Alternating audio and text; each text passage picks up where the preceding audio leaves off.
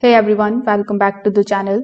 So if you are getting the error code WS-116489-9, this video is going to show you the exact fixes that you need to try in 2026.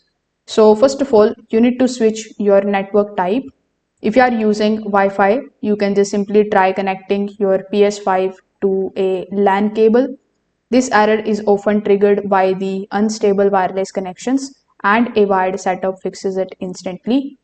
Now you need to change the MTU settings manually. For that, simply open the settings of your PS5. Over here, simply look for the option of network. When you are inside the network settings, simply just look for the option of setup internet connection. Inside it, you need to set up the internet connection manually.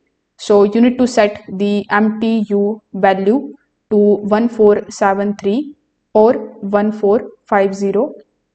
This is going to help bypass packet issues that cause this specific error. Now you need to also check PlayStation account restrictions.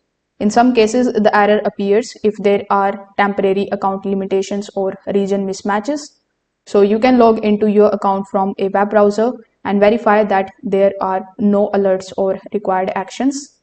You can also delete your current Wi-Fi network from PS5, then you can restart your console and reconnect it from the scratch.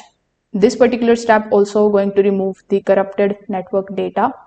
So you can try these easy, simple fixes and see if it is working properly again. If this video helped you out, make sure that you like this video and subscribe to the channel. Thanks for watching.